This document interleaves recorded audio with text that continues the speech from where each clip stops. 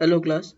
Now in this lecture we will see the another type of compressor, that is multi-stage compressor. In the previous two lecture, we have gone through the single stage compressor with clearance volume and the without clearance volume. Okay, so that concept now we will not repeating here. Okay, now all the compressor we are looking for forward right from here is considering as a without clearance volume. Okay, so this is a new concept we supposed to understand over here, that is a multi-stage compressor. Okay, so here we will see a multi-stage compressor. In that multi-stage का meaning ये होता है कि we are developing compressed air in more than one stage. Okay जैसे कि मैंने बोला था एट वेरी इनिशियल कि अगर फॉर एग्जांपल हमें 10 बार का आउटपुट प्रेशर बनाना है एयर का. ओके अगर मैं एक ये पूरा 10 बार का प्रेशर एक ही सिलेंडर के अंदर बिल्टअप करके उसको डिलीवर करता हूँ, so that is called as a single stage.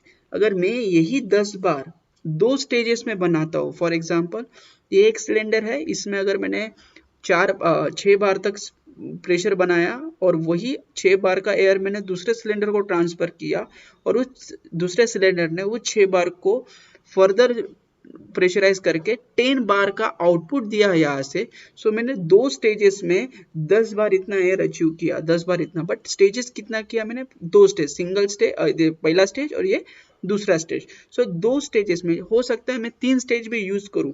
For example इसने 4 बार का प्रेशर बनाया, इस सिलेंडर ने उस 4 बार को 6 बार बनाया, फिर इसका आउटपुट दूसरे सिलेंडर में भेजा मैंने और उस 6 बार को उस तीसरे सिलेंडर ने 10 बार में कन्वर्ट किया फर्दर प्रेशराइज करके. सो वो हो गया 3 स्टेजेस में. अब ये क्या है? 2 स्टेज में है. ओके सो 2 स्टेजेस में होने के वजह से हमारा क्या हो रहा है कि वर्क इनपुट इसको भी लगेगा और वर्क इनपुट इसको भी लगेगा. बट नॉर्मली अगर जब हम मल्टी स्टेज कंप्रेसर यूज करते हैं, दैट टाइम हम क्या करते हैं कि ये जो टू सिलेंडर, अभी ये टू स्टेज का एग्जांपल लिया है हमने, जिसमें 2 स्टेजेस हम यूज कर रहे हैं एयर का आउटपुट निकालने के लिए, कॉम्प्रेस एयर का आउटपुट निकालने के लिए, डिजायर्ड आउटपुट. ओके सो अगर ये 2 सिलेंडर हमने यूज किए तो ये दोनों सिलेंडर का जो कनेक्टिंग रॉड होता है वो एक ही क्रैंकशाफ्ट को कनेक्ट होता है. सिंगल में एक ही क्रैंकशाफ्ट रहेगा और एक कनेक्टिंग रॉड एक ही क्रैंकशाफ्ट को कनेक्ट रहेगा, और ये 2 सिलेंडर एक दूसरे को वी इंक्लिनेशन में रहेंगे. यहाँ एक सिलेंडर और दोनों का सेंटर में क्रैंकशाफ्ट रहेगा. ओके ये अभी दिखा दे रहा है, मैंने वर्टिकल दिखाया, but it will not be straight vertical, it will incline and having and sharing a same crankshaft. अगर 3 स्टेज रहेगा तो तीसरा कनेक्ट पिस्टन यहाँ रहेगा, एक वर्टिकल रहेगा, दूसरा जो दो रहेंगे वो ऐसे इंक्लाइन रहेंगे. So they are sharing a single crankshaft. So एक ही जगह पे वर्क इनपुट देना पड़ता है हमें, भले मल्टी स्टेज रहे तो भी. ओके क्योंकि they are sharing a single crankshaft. So now we will see the first thing, what is multi-staging. okay so multi-staging में क्या हो रहा है कि पहले ये जो कंप्रेसर है, बड़ा वाला कंप्रेसर, साइज में बड़ा दिख रहा है बट इसको हम बोलते हैं लो प्रेशर कंप्रेसर, और ये साइज में छोटा दिख रहा है बट हम इसे बोलते हैं हाई प्रेशर कंप्रेसर. अगर तीसरा स्टेज और होता तो वो तीसरा कंप्रेसर इस कंप्रेसर से भी छोटा होता. कंप्रेसर बोलने से अच्छा है हम उसको सिलेंडर बोले. सिलेंडर का जो साइज होता है वो छोटा छोटा होता जाता है जैसे जैसे स्टेजेस बढ़ता है, क्योंकि ये जो लो प्रेशर कंप्रेसर है, ये हम फॉर एग्जांपल 10 बार का हम प्रेशर कंसिडर कर रहे हैं तो ये 6 बार तक ही प्रेशर बनाएगा, और फर्दर ये क्या करेगा, इस 6 बार में 4 बार ऐड करके आउटपुट हमें क्या देगा? 10 बार बराबर. इसका आउटपुट रहेगा 6 बार और इसका आउटपुट रहेगा 10 बार. सो इससे इसका एरिया और इसका वॉल्यूम कम ही चाहिए, बिकॉज इसको फर्दर प्रेशर बिल्टअप करना है. सो साइज कम होते होते जाएगा जैसे जैसे स्टेजेस नेक्स्ट स्टेज पे ट्रांसफर होगा वैसे. ओके सो वर्किंग सिमिलर है जैसे हमने पहले देखा था सिंगल स्टेज में. ये हर एक compressor as a single stage behave करता है, और ये जब एक कंबाइन हो जाएगा तो उसको मल्टी स्टेज बोलते हैं. तो इंडिविजुअली है वैसे ही काम करेगा. सक्शन स्ट्रोक होगा, ओके उसके बाद कंप्रेशन स्ट्रोक होगा, some of the up to the certain point of the compression stroke compression होगा और रिमेनिंग स्ट्रोक में डिस्चार्ज होगा. सो हम पहले स्टेज के बारे में देखते हैं. देखिए यहाँ से स्टार्ट हुआ ये हमारा बॉटम डेड सेंटर है इस पॉइंट से। ओके, पिस्टन ने यहाँ से ट्रैवल करने को स्टार्ट किया पहले स्टेज, उस टाइम ये पी सिलेंडर काम कर रहा है उस अपने हिसाब से। ओके, अपने हिसाब से ये भी सिलेंडर काम कर रहा है उस टाइम, क्योंकि दोनों एक ही क्रैंकशाफ्ट पे, तो इसका रोटेशन जब कॉमन क्रैंकशाफ्ट का रोटेशन होता है तब ये भी रोटेशन, इसका भी रोटेशन हो, तो ये फर्दर 10 बार का डिलीवरी करता रहेगा। इस टाइम ये यहाँ से सक्शन करता रहेगा। सो हम यहाँ से स्टार्ट करेंगे। सो यहाँ पे है हमारा BDC. Okay, at that point our BDC is there in a low pressure cylinder. Okay, यहाँ से स्टार्ट करने का piston will start move in upward direction. So ये पिस्टन अपवर्ड डायरेक्शन में मूव कर रहा है। Okay, up to this point, up to this point compression होगा। जैसे ही ये पिस्टन इस पॉइंट पे पहुंच गया, डिस्चार्ज होने लगा, और वो डिस्चार्ज इस वॉल्व से जाके इस दूसरे सिलेंडर के इनलेट में चला जाएगा। सो ये क्या करेगा, ये हमारा उसको फर्दर कॉम्प्रेस करने को स्टार्ट करेंगे। ओके, और with respect to the upward stroke of it क्या होगा, ये वॉल ओपन होगा और 3 to 4 ये हम क्या करेंगे, रिजर्वायर में इनपुट देगा। सो इस वे से ये जो है हमारा कंप्रेसर काम करता है।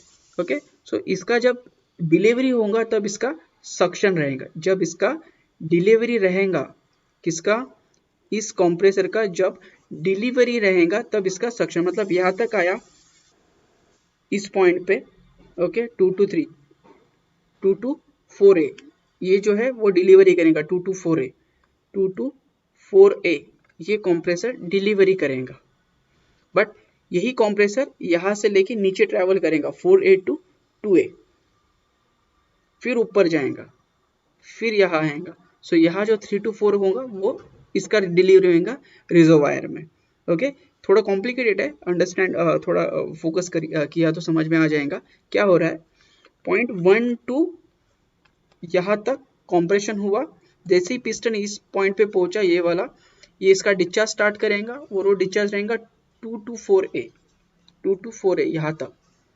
उसी पॉइंट से लेके 4A to 2 ये पिस्टन 4A to 2 सक्शन करेगा, और वही अब ये पिस्टन बीडीसी पे पहुंच गया, अब ये पिस्टन अपवर्ड जाएगा तब 2 to 3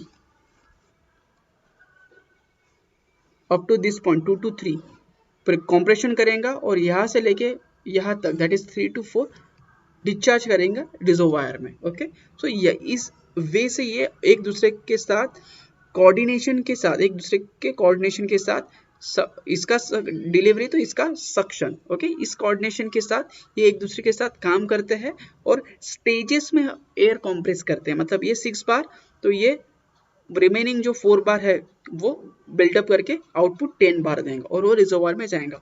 so after every compression cycle ये रिजर्वायर फिल्ड होते जाएगा। अब इससे हुआ क्या, सो इसका आउटपुट हम यहाँ ले रहे हैं, इसका आउटपुट यहाँ इनपुट ले रहे हैं, फिर ये उसका फर्दर बिल्डअप करके रिजर्वायर में पुशअप कर रहा है। बट अभी ये जो इंटरमीडिएट फेज है यहाँ, ये जो इंटरमीडिएट फेज है यहाँ, जैसे कि ये इस पॉइंट से लेके ये इस पॉइंट तक, सो ये जो कंप्रेस्ड एयर है वो क्या हो रहा है, हम शेयर कर रहे हैं इसका कंप्रेसर इस सिस्टम के साथ। सो हमें पता है कि किसी भी चीज को किसी भी गैस को अगर हम कंप्रेस करते हैं, उसके ऊपर प्रेशर बिल्डअप करते हैं, तो वो हीटअप होता है, उसको वो हीट होता है। अब जब हीट होगा वो गैस बराबर, सो हीट होगा तो वो एक्सपांड होगा। सो अगर गैस हीट होके एक्सपांड हो रहा है तो वो क्या करेगा, खुद को कंप्रेस होने से रेजिस्ट करेगा। अगर कोई चीज खुद को कंप्रेस होने से रेजिस्ट कर रहा है और हमको उसे कंप्रेस कराना है, तो हमें उसके अगेंस्ट वर्क ज्यादा देना होगा, क्योंकि जो भी गैस है वो कंप्रेस हो रहा है, और कंप्रेस होते होते वो क्या हो रहा है, हीटअप हो रहा है, और हीटअप अगर गैस हो रहा है तो वो क्या हो रहा है, उसका टेम्परेचर, उसका एक्सपांशन बढ़ा रहा है, और वो एक्सपांशन होने की वजह से वो उसके कंप्रेशन के अगेंस्ट में रेजिस्टेंस क्रिएट करेगा। सो हमको वर्क इनपुट ज्यादा लगने वाला है। सो हम क्या कर रहे हैं, मल्टी स्टेज में हम यूज कर रहे हैं। हम क्या करेंगे, multi stages. So multi stage use करने की वजह से क्या होगा कि ये जो लाइन है जो बाहर निकला है, इस लाइन को अगर हमने ठंडा किया, अभी वो इंटरकूलर का कंसेप्ट आ जाएगा। So just sake of the time ये जो प्रोविजन है जो हम शेयरिंग करते हैं स्टेजेस में, वो जस्ट इंटरकूलर प्रोवाइड करने के लिए करते हैं। अभी वो इंटरकूलर क्या होता है वो नेक्स्ट डायग्राम में हम देखेंगे, बट यहाँ हमने इंटरकूलर नहीं यूज किया है, क्योंकि इंटरकूलर अगर यूज करना होता है तो वो इंटरमीडिएट लाइन में यूज करते हैं। इंटरमीडिएट लाइन मीन्स कौन सा line? LP and HP cylinder के बीच में का जो शेयरिंग लाइन है, वर्किंग मीडियम शेयरिंग लाइन, उस लाइन पे हम इंटरकूलर यूज करते हैं। ओके, क्योंकि ये इंटरमीडिएट लाइन है, इधर ही हम जो वर्किंग मीडियम है जो कंप्रेशन के वजह से हीटअप हुआ है, उसका एक्सपांशन हुआ है, उसको ठंडा करने के लिए कुछ प्रोविजन कर सकते हैं। Okay, so this is a point at which we are doing a intercooling. So इसके वजह से अभी यहाँ इंटरकूलिंग नहीं किया है, तो इसके वजह से आप देख पाओगे कि पॉइंट 2 से ही फर्दर कंप्रेशन लाइन अपवर्ड चली गई है। बट इसके वजह से क्या हो गया, अगर हम इसको, इस एरिया को मैं शेडेड करता हूँ और ये एरिया भी शेडेड करता हूँ, तो इतना वर्क इनपुट ज्यादा लगा मुझे, इतना वर्क इनपुट लगा मुझे। ओके, अब ये जो नीचे का डायग्राम है विथ इंटरकूलर, उसका हम पीवी डायग्राम देखेंगे और ये पीवी डायग्राम उसके साथ कंपेयर करेंगे, तो आपको समझ में आएगा कि क्या हो रहा है एग्जैक्टली। ओके, सो अभी ये देखते हैं हम ये वाला। अभी ऊपर का जो 2 स्टेज कॉम्प्रेसर है, वैसा ये भी 2 स्टेज ही कॉम्प्रेसर है। ओनली डिफरेंस इज दैट कि इसमें हमने इंटरकूलर यूज किया है यहाँ। अभी इंटरकूलर क्या होता है कि ये जो लो प्रेशर सिलेंडर या पहला स्टेज है जिसने कॉम्प्रेस या पहला स्टेज का जो सिलेंडर है, उसने जो एयर कॉम्प्रेस किया है, उस एयर का कुछ टेम्परेचर बढ़ा है, बिकॉज हमने कॉम्प्रेशन किया है। किसी भी गैस को कॉम्प्रेस किया है तो उसका टेम्परेचर बढ़ता है। अगर टेम्परेचर गैस का बढ़ता है तो वो एक्सपांड होने के लिए ट्राई करता है। बट ये जो हमारा काम है कॉम्प्रेशन कराना, एक्सपांशन कराना नहीं। सो हमको क्या करना पड़ेगा, उस एक्सपांशन के अगेंस्ट भी वर्क इनपुट ज्यादा देना पड़ेगा। सो अगर वैसी हीटेड गैस हम सेकेंड स्टेज के कंप्रेसर को देते हैं तो उसका हीट फर्दर बढ़ जाएगा और वो मैकेनिकल फेलियर दे सकता है, या अपना जो थर्मल फेलियर है वो भी दे सकता है, या उसी के साथ वर्क इनपुट हमको ज्यादा देना पड़ेगा, क्योंकि वो जो गैस आ रही है, वो जो एयर आ रही है फर्स्ट सिलेंडर से सेकेंड सिलेंडर में फर्दर कॉम्प्रेशन के लिए, वो क्या है, हीटअप है। और ये अगर फिर से कॉम्प्रेशन उसके ऊपर करता है तो वो फर्दर हीटअप हो जाएंगी और वो एक्सपांड होने के लिए ट्राई करेंगे, और उसके अगेन कॉम्प्रेशन के लिए लगने वाला वर्क इनपुट बहुत ज्यादा लगने वाला है। सो हम क्या करते हैं कि ये इंटरमीडिएट पाइप है, उसको इंटरकूलर प्रोविजन के लिए यूज करते हैं। सो हम क्या करेंगे, इसको आइदर ये जो पाइप है हम एक ठंडे पानी से के टैंकर से पास करेंगे, या ये जो पाइप है उसके ऊपर फिन्स दे देंगे। Fins is a extended surfaces जो हमारे आईसी इंजन के ऊपर, अपने अगर बाइक का इंजन देखा होगा तो उसके ऊपर ऐसे एक्सटेंडेड फिन्स रहते हैं। ऐसा समझो इंजन है तो उसके ऊपर ऐसे ऐसे फिन्स रहते हैं। ओके, ये अगर हमारा इंजन है, ओके, ये हमारा इंजन है सिलेंडर, तो उसके ऊपर ऐसे एक्सटेंडेड फिन्स रहते हैं। तो ये एयर कूलिंग है, air cooling as a cooling medium करके हम यूज करते हैं। So by using the fins, अगर लिक्विड कूलिंग करना हो तो एक ऐसा टैंकर रहेगा जिसमें से हम ये पाइप पास करेंगे ठंडे पानी का, जिसमें से जब ये कॉम्प्रेस्ड एयर इस सिलेंडर हम जब शेयर करेंगे तो वो जो कॉम्प्रेस्ड एयर है उस ठंडे पानी के टैंक से जाएंगे, मतलब एक वाटर बाथ लेंगी, और वाटर बाथ लेने के बाद वो उसका हीट जो है डेवलप हुआ है वो क्या होगा, लूज हो जाएगा, वो कम हो जाएगा, और उसके बाद सेम प्रेशर की हवा, एयर ठंडी होके सेकेंड सिलेंडर में जाएंगी। उसके वजह से क्या होता है कि ये जो सेकेंड सिलेंडर है उसको समवॉट कम टेम्परेचर की एयर मिलती है, जिसके ऊपर उसको कम वर्क इनपुट देना पड़ेगा, क्योंकि वो जो एयर है वो हीटअप नहीं है, सो वो एक्सपांड नहीं होने के लिए ट्राई नहीं करेंगे। सो इसको जो वर्क इनपुट लेना पड़ेगा उसको फर्दर कॉम्प्रेशन करने के लिए वो कम लेना पड़ेगा। वो हमें पीवी डायग्राम से दिखाई देता है। देखिए यहाँ तक आपका low pressure first compression start हुआ। सो ये 2 to 3 जो प्रोसेस है, 2 to 3 प्रोसेस, ये इनसाइड द इंटरकूलर प्रोसेस है। 2 to 3 इज द इनसाइड। हमने कहा क्या किया, यहाँ से लेके यहाँ तक, यहाँ से लेके यहाँ तक उस एयर को जो पहले स्टेज से दूसरे स्टेज में जा रहा है उस एयर को 2 से लेके 3 तक हमने उसको ठंडा किया। सो इसके वजह से क्या हो गया, ये जो लाइन है यहाँ से डायरेक्टली स्टार्ट ना होते हुए, यहाँ से डायरेक्टली स्टार्ट नहीं हो, वो लाइन थोड़ा क्या हो गया 2 to 3 प्रोसेस थोड़ा अंदर गया, उसके बाद वो कॉम्प्रेशन सेकेंड स्टेज का स्टार्ट कर रही है। सो इसके वजह से क्या हुआ, इतना जो वर्क इनपुट है जो मैंने शेड किया है, इतना हमारा वर्क इनपुट इंटरकूलर के वजह से कम हो गया। सो इस यहाँ देखिए इस पहले स्टेज में हमें 1 to 2 यहाँ पहला स्टेज हो गया कॉम्प्रेशन का, और 2 to 3 सेकेंड स्टेज हो गया कॉम्प्रेशन का। सो एट द आउटपुट हमें 10 बार मिल रहा है, यहाँ भी हमें 10 बार ही मिल रहा है फॉर एग्जाम्पल। बट क्या हो रहा है, यहाँ हमने इंटरकूलर यूज नहीं किया। सो जो भी पहले स्टेज ने कॉम्प्रेशन किया है एयर का, वही गैस वही एयर डायरेक्टली हमने सेकेंड सिलेंडर को शेयर किया विथ सेम टेम्परेचर। ओके, सो उसके वजह से वो फर्दर हीटअप हुआ, और जो सेकेंड स्टेज है उसको ज्यादा वर्क इनपुट लेना पड़ा, क्योंकि वो जो गैस शेयर हो रहा है फर्स्ट स्टेज से सेकेंड स्टेज में, वो हीटअप है, वो खुद एक्सपांड होने के लिए ट्राई कर रहे हैं, बट उसके एक्सपांशन के अगेंस्ट हम उसको कॉम्प्रेस कर रहे हैं। सो ज्यादा वर्क इनपुट लगेगा।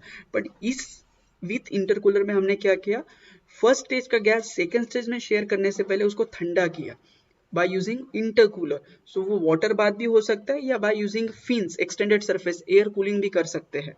सो ठंडा करके हमने सेकेंड स्टेज में शेयर किया, उसके वजह से जो प्रेशर उसका जो प्रेशर कम नहीं हुआ, वो होगा आइसोबारिक हीट रिजेक्शन। आइसोबारिक मतलब constant pressure heat rejection process रहेगा जो इंटरकूलर का रहेगा, वो किसी भी तरह का प्रेशर ड्रॉप नहीं रहेगा। It's approximately some pressure drop हो सकता है, but that is a completely negligible. Okay, so 2 to 3 जो प्रोसेस है हमारा, that is process of heat rejection inside the intercooler, जो यहाँ नहीं था, इसमें नहीं था। सो यहाँ से डायरेक्टली सेकेंड स्टेज स्टार्ट हो गया था, बट यहाँ हमने क्या किया, उसको इंटरकूलिंग किया।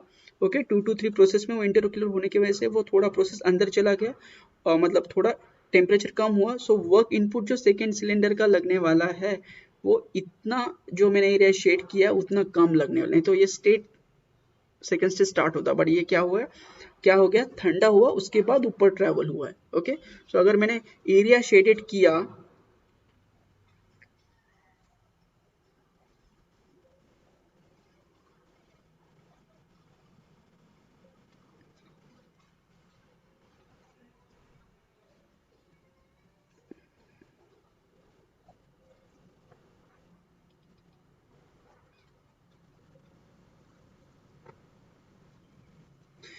ओके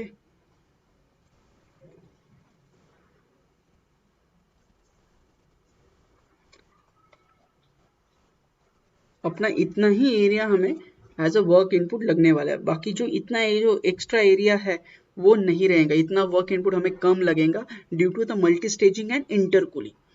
हाँ, अभी ये भी हो सकता है कि इससे भी हम कम एरिया यूज कर सकते हैं, बट उसके लिए हमें क्या करना पड़ेगा, और तीसरा सिलेंडर लेना पड़ेगा और फिर से इंटरकूलिंग इंट्रोड्यूस करना पड़ेगा। बट ये जितना स्टेजिंग बढ़ाएंगे उतना इंटरकूलर ऐड करना पड़ेगा, और हमारा वर्क इनपुट कम लगेगा। बट वो अगेन कैलकुलेशन हो जाता है कि हम सिलेंडर बढ़ा रहे हैं, मल्टी स्टेजिंग बढ़ा रहे हैं, तो जो कॉस्ट लगेगा सिलेंडर को बिल्डअप करने के लिए, और फिर उसका मेंटेनेंस आएगा। सो ये सब कॉस्ट हम कंपेयर करेंगे हमारा वर्क इनपुट के कॉस्ट से। सो एक ऑप्टिमम स्टेज हम डिसाइड करते हैं ऑन दैट बेसिस, कि अगर वर्क इनपुट का कॉस्ट जो है, इनपुट वर्क दे रहे हैं उसका कॉस्ट अगर एक पर्टिकुलर स्टेजिंग के बाद मैच हो रहा है, सो हम फर्दर मल्टी स्टेजिंग नहीं करेंगे, क्योंकि वो स्टेज बढ़ा रहे हैं मतलब एक सिलेंडर ऐड कर रहे हैं, मतलब उसका मटेरियल कॉस्ट ऐड हो जाएगा। ओके, सो एक वर्क इनपुट जब तक हमारे मटेरियल कॉस्ट से कम है, ओके सॉरी ज़्यादा है, तब तक हम क्या करेंगे, स्टेज बढ़ाएंगे। उसके बाद जब वो मैच हो गया तो फर्दर स्टेज बढ़ाने की कोई ज़रूरत नहीं। सो एक ऑप्टिमम स्टेजेस हम डिसाइड करते हैं on that basis whenever compressor हम डिज़ाइन करते हैं उस टाइम पे। Okay, so not necessary work input कम हो रहा है मल्टी स्टेजिंग यूज करके, इंटरकूलिंग इंट्रोड्यूस करके, सो स्टेजेस चाहिए उतना बड़ा है, ऐसा नहीं होता, क्योंकि स्टेज बड़ा है तो मटेरियल कॉस्ट भी बढ़ने वाला है। Okay, so this is the multi staging and intercooling, कि इंटरकूलर किया तो क्या हो रहा है और मल्टी स्टेज किया तो क्या हो रहा है। ये था multi stage without intercooler, and ये है मल्टी स्टेज विथ इंटरकूलर। सो अगर मल्टी स्टेज है तो इंटरकूलर रहेगा, तभी ही हमें वर्क इनपुट कम लगता है, अदरवाइज ये जो वर्क इनपुट है एज गुड एज सेम रहेगा जितना हमें इस केस में लगा, ओनली हम क्या करेंगे, मटेरियल कॉस्ट बढ़ा देंगे सेकेंड सिलेंडर ऐड करके. Okay, so intercooler with multi-staging is essential. Okay, so I hope you understood the concept of multi-stage and the intercooling. बहुत टाइप के हो सकते हैं, वाटर बाथ के हो सकते हैं, फोर्स्ड एयर कन्वेक्शन हो सकता है, फ्री एयर कन्वेक्शन हो सकता है. ओके, सो इट डिपेंड कि आपका इंटरकूलर का एफिशिएंसी कितना है. On that basis also you can drop this temperature again till this point. So यहाँ से अगेन फिर से कम और इतना एरिया कम हो जाएगा. जितना आप इंटरकूलर का एफिशिएंसी बढ़ाओगे उतना आपका ये जो है वर्क इनपुट कम लगेगा सेकेंड स्टेज. बट हाँ, इतना भी नहीं हम इंटरकूलर का एफिशिएंसी बढ़ाएंगे कि हमारा जो प्रेशर है वो ड्रॉप हो जाए, क्योंकि हमको कूलिंग कैसा करना है, हीट रिजेक्शन प्रोसेस हमको कैसा करना है, heat rejection with constant pressure करना है.